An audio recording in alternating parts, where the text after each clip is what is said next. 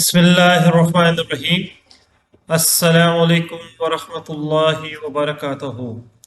मेरा नाम homeopathic doctor Mohammad Khurram है और मैं एक क्लासिकल होम्योपैथिक डॉक्टर हूँ।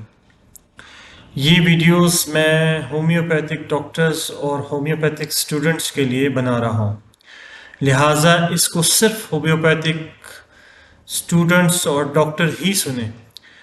मेरी बहुत सारी वीडियोस एक आम पेशेंट सुनता है और आम इंसान सुनता है और वो फिर उसको मेडिसिन्स को अप्लाई करने की कोशिश करता है जो कि ख़तरनाक है उसके लिए।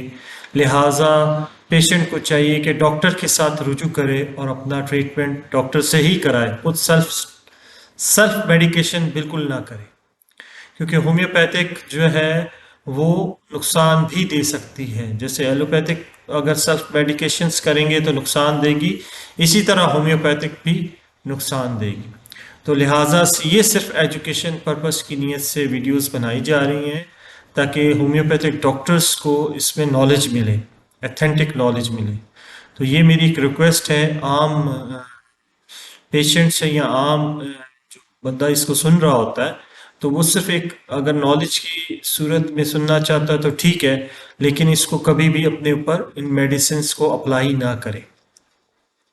इस वीडियो का उन्वान है polycrest remedies versus non polycrest remedies.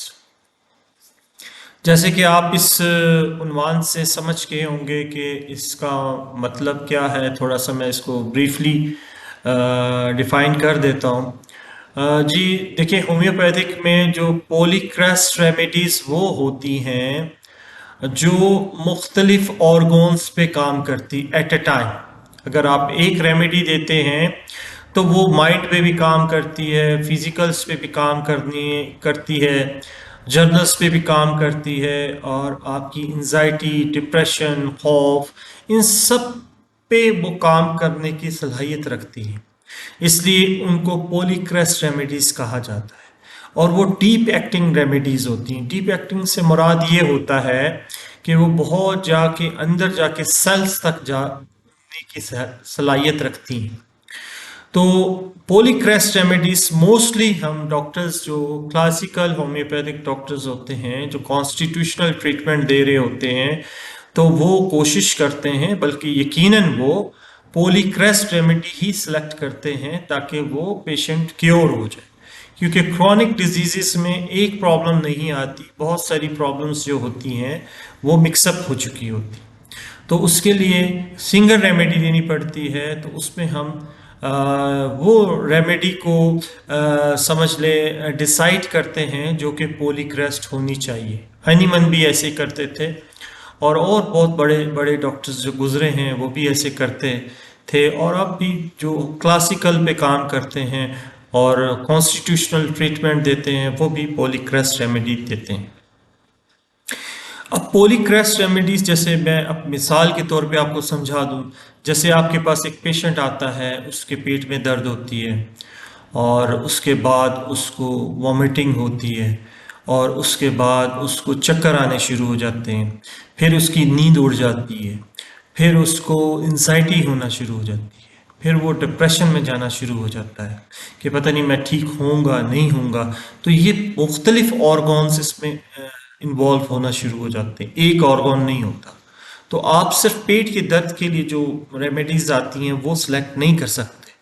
आप वो रेमेडी सिलेक्ट करेंगे जो पॉलीक्रेस्ट होगी, जिसमें उसकी एंजाइटी भी होगी, उसके पेट की दर्द भी होगी, उसके चक्कर भी होंगे, उसके माइंड भी होंगे।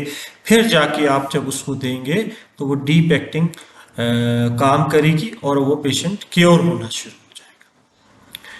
और इसमें पॉलीक्रेस्ट रेमेडीज मैं थोड़ी सी आपको बयान कर दूं कि पॉलीक्रेस्ट रेमेडीज बहुत बड़ी बड़ी उसकी लिस्ट है, जिसमें नक्स वोमिका है, जिसमें आर्सेनिक एल्बम है, जिसमें लाइकोपोडियम है, जिसमें पल्सल्टीला है, जिसमें ग्राफाइटस है, और बहुत सारी लिस्ट आपको पूरी मिल जाएगी बुक्स में जो कि पॉलीक्रेस्ट रेमेडी। तो ये होगी पॉलीक्रेस्ट रेमेडी की थोड़ी सी समझ लें, डेफिनेशन मैंने आपको बयान की है और उसकी एक मिसाल दी थी। आपको बहुत सारी वीडियोस मिलेंगी, लेकिन उसको थोड़ा सा मिक्सअप किया जाता है, जिसमें आप कंफ्यूज हो जाते हैं कि पॉलीक्रेस्ट रेमेडी क्या होती है, नॉन पॉलीक्रेस्ट क्या होती है। तो उसको मिसाल की तो सूरत में मैंने आपको बयान कर दिया। अच्छा, अब इसमें नॉन पॉलीक्रेस्ट क्या है? नॉन पॉलीक्रेस्ट ये है कि जैसे आपके पास कोई एक्यूट फेस में पेशेंट आता है और उसको एक ही ऑर्गन में प्रॉब्लम होती है। हम मिसाल देते हैं कि उसको सिर्फ पेट में ही दर्द होती है, एक पेट पूरा एक ऑर्गन है, और जब उसको पेट में दर्द होगी तो और उसको कोई एंजाइटी नहीं हो रही होगी, कोई और प्रॉब्लम नहीं हो रही होती उसको, ना कोई किडनी में दर्द हो रही होती है, ना उसको चक्कर आ रहे होते हैं।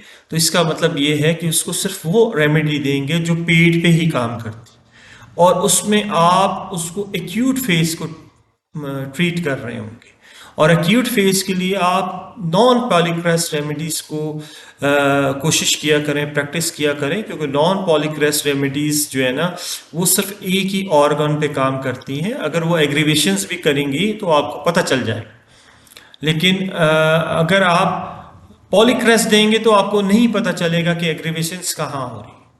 तो लिहाजा उसको आपने एक्यूट फेज में नॉन पॉलीक्रेस्ट रेमेडी देनी है, और उसको आप रिपीट भी कर सकते हैं। और जब आप उसको रिपीट करेंगे तो उसमें एग्रीवेशंस नहीं होंगी, बल्कि उसकी दर्द, पेट की दर्द वो ठीक होना शुरू हो जाएगी, और जहां वो ठीक होने लग जाए तो उधर आपने रिपीटेशंस जो है ना रोक देनी। तो ये है नॉन पॉलीक्रेस्ट रेमेडी। अब नॉन पॉलीक्रेस्ट की मैंने मिसाल दे दी कि जिसमें सिंगल ऑर्गन इन्वॉल्व हो, जिसमें पेट हो, पेट का दर्द के लिए कोई पेशेंट आता है तो आप उसके लिए वो सिंगल रेमेडी और नॉन पॉलीक्रेस्ट रेमेडी को सिलेक्ट कर सकते हैं। ये हमारे डॉक्टर्स अक्सर केस टेकिंग करते हैं, और अक्सर केस टेकिंग में वो कोई एक ऐसी रेमेडी दे देते हैं जो नॉन पॉलीक्रेस्ट होती है, और वो उसको क्रॉनिक डिजीज को डील कर रहे होते हैं। ऐसे नहीं है। इसी तरीके से हमारे कई डॉक्टर ये करते हैं कि वो एक्यूट फेज को पॉलीक्रेस्ट रेमेडीज के साथ डील कर रहे होते हैं, जो कि फिर एग्रीवेशंस भी होती हैं और प्रॉब्लम्स भी आ जाती है, और उसका जो एक्यूट फेज है वो क्रॉनिक में जाना शुरू हो जाता है। तो ये थोड़ा सा मैंने आपको एक छोटी सी वीडियो बनाने की कोशिश की कि पॉलीक्रेस्ट रेमेडीज क्या है और नॉन पॉलीक्रेस्ट रेमेडीज क्या है, और उसकी दोनों की मिसालें दे दी। पॉलीक्रेस्ट रेमेडी बहुत सारे ऑर्गन्स पे काम करने की सलाहियत रखती है, पूरी बॉडी पे काम करने की सलाहियत रखती है, बड़ी मेडिसिन हैं। और जो नॉन पॉलीक्रेस्ट रेमेडीज हैं वो सिर्फ सिंगल ऑर्गन्स पे या सिंगल प्रॉब्लम पे काम करने की सलाहियत रखती है। उसकी एक हद है, तो उस हद से वो बाहर काम नहीं कर सकती।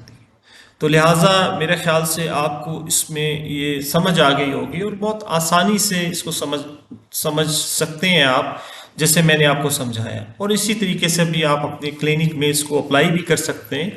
और एक जहन में आपने बात रखनी कि आपके पास अगर कोई एक्यूट फेज में पेशेंट आ रहा है तो मुझे उसको पॉलीक्रेस्ट रेमेडी नहीं देनी, उसको नॉन पॉलीक्रेस्ट रेमेडी, मुख्तलिफ रेमेडीज पे देखना है कि कौन सी रेमेडी उस ऑर्गन पे अच्छा काम करती है या उसकी उस सिम्टम्स पे अच्छा काम करती है, तो वो आप दे सकते हैं।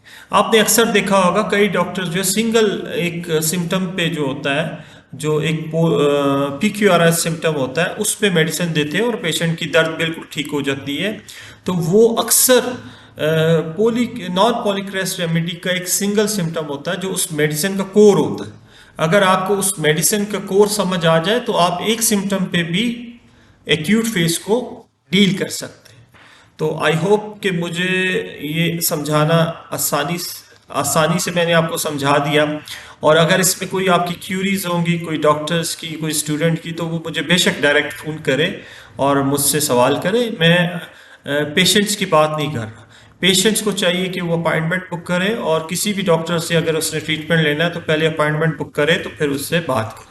सिर्फ ये होम्योपैथिक डॉक्टर्स और होम्योपैथिक स्टूडेंट्स के लिए अलाउ है कि वो मुझे कॉल करें और अपनी कोई क्यूरीज है तो वो उसको क्लियर कर सके। दुआ करें अल्लाह ताला हम सब के दोनों जहान बना के रखे, और हमारे दोनों जहानों में जो बेहतर है वो नसीब करे, जो नहीं हमसे दूर कर दे, और हमें सही इल्म हासिल करने की तौफीक अता फरमाए। आमीन। अल्लाह हाफिज़।